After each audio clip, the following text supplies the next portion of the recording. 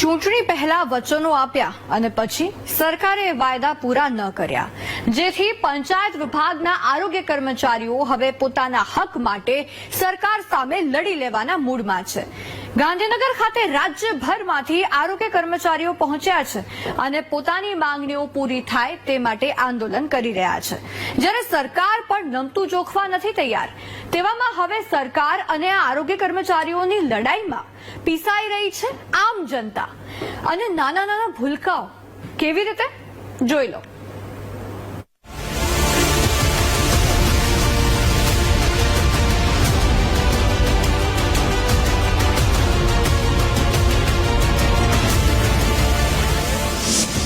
સરકાર અને આરોગ્ય કર્મચારીઓની લડાઈ. આરોગ્ય કર્મચારીઓએ સરકાર સામે ચડાવી બાયો. આ લડાઈમાં પીસાઈ રહી છે આમ જનતા. ગુજરાત પંચાયત વિભાગના આરોગ્ય કર્મીની માંગો છેલ્લા 3 વર્ષોથી સંતોષવામાં ન આપતા સરકાર સામે બાયો ચડાવી છે.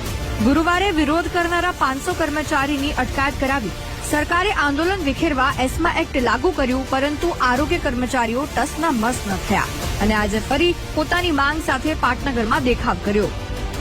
પોતાના નાના ભૂલકાઓ સાથે આરોગ્ય કર્મચારીઓ પાટનગરમાં બેઠા છે, પરંતુ તેમની સરકાર સામેની આ લડાઈમાં તેઓ એ ભૂલી ગયા કે અચોક્કસ મુદ્દતની આ હડતાલથી રાજ્યના લાખો માસૂમો અને આમ લોકો રજડી પડશે.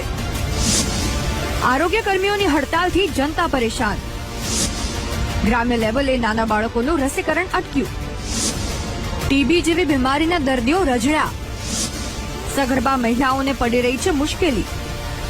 આમ ગ્રામ્ય લેવલે આરોગ્યની સેવાઓ ખોરવાઈ ગઈ છે, જેને ધ્યાને રાખતા સરકારે એસ્મા એક્ટ લાગુ કર્યું છે. લોકોની તકલીફો વિશે આરોગ્ય કર્મીઓ પણ જાણે છે, છતાં તેઓ માનવતાનો ધર્મ ભૂલી પોતાની માંગ પર અડગ છે. અમારે વેક્સિનેશનની કામગીરી છે. સગર્ભા બાળક 0 થી 5 વર્ષના બાળકો, એના ઉપર અમારે બહુ માઠી અસર પડી રહી છે. સગર્ભાઓને જે સેવા મળવી જોઈએ, બાળકોને જે સેવા મળવી જોઈએ, એ પછી આયુષ્માન કાર્ડ, પીએમજેવાયના કાર્ડ, એ ખૂબ જ માઠી અસર અમારા કામ પર પડી રહી છે. પરંતુ અમે અમારી પબ્લિકને અને ગામમાં અમે આવી હેરાનગતિ પબ્લિકને થાય એના માટે અમે જરાય સહમત નથી. પરંતુ સરકાર અમારી જે માંગો છે એનાથી સહમત થતી નથી અને અમને ટેકનિકલ સ્ટાફ ગણતી નથી. અમારે ઉપર પરીક્ષાનો બોજો નાખવામાં આવે છે અને પરીક્ષાનો પણ એવો બોજો કે જે વહીવટી એક્ઝામ લેવામાં આવે છે. અમારે હેલ્થને લગતી કોઈ એક્ઝામ નથી. એટલે અમે અમારી બે મુખ્ય માંગોને લઈ અને અમે અહીંયા આવ્યા છીએ કે અમને ટેકનિકલ સ્ટાફ બનાવવામાં આવે. મારી જે મુખ્ય બે માંગણી છે કે એક તો અમારું ટેકનિકલ કેડરમાં સમાવેશ કરવામાં આવે અને બીજી માંગણી છે કે ખાતા કે પરીક્ષા જે સરકાર દ્વારા રજૂઆત થઈ છે એ રદ કરવામાં આવે.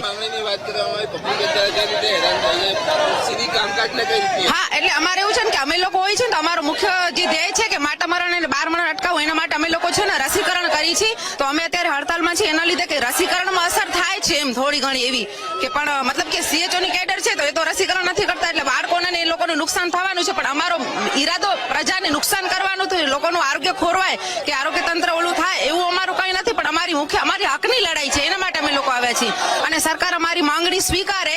ગુજરાત રાજ્ય આરોગ્ય કર્મચારી સંઘ અમને જ્યાં સુધી આદેશ નહીં કરે, કદાચ વર્ષો વીતી જશે ને ત્યાં સુધી અમે લોકો આંદોલન સમેટવાના નથી, કેમ કે અમારી જૂની અને અમારી હકની લડાઈ છે. આટલા વર્ષો સુધી અમે અમારા હક માટે લડતા આવ્યા છીએ અને હવે સરકારે અમારો નિર્ણય લેવો પડશે. જેમ રાતોરાત એસમાં લાગુ પડ્યો એમ આટલા વર્ષોનો જૂની અમલવારી હવે કરવામાં આવે.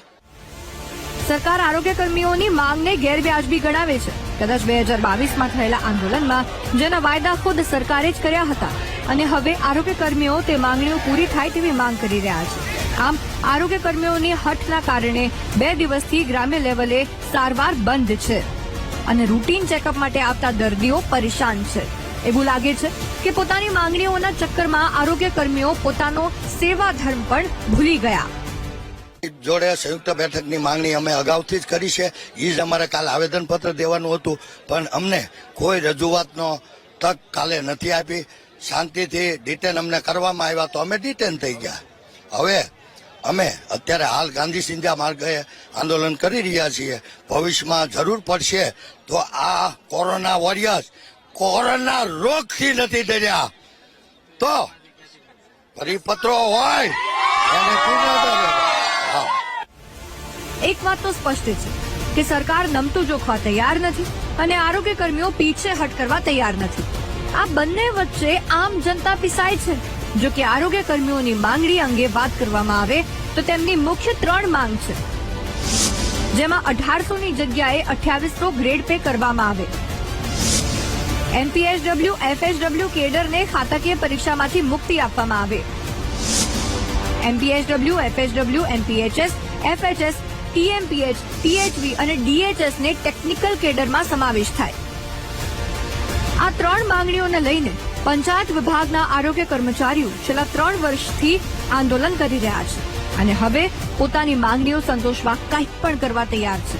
એવી પણ ચર્ચા છે કે પોલીસના ચુસ્ત બંદોબસ્ત સાથે 5 થી 6 કર્મચારીઓ વિધાનસભા ખાતે મુખ્યમંત્રીને મળીને રજૂઆત કરશે. પરંતુ હાલ મુદ્દો હડતાલને પગલે પરેશાન દર્દીઓનો છે.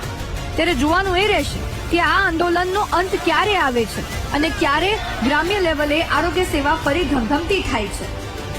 કેમેરામેન દર્શક ઠાકોર સાથે પાર્થ જાની, વીટીવી ન્યૂઝ, અમદાવાદ.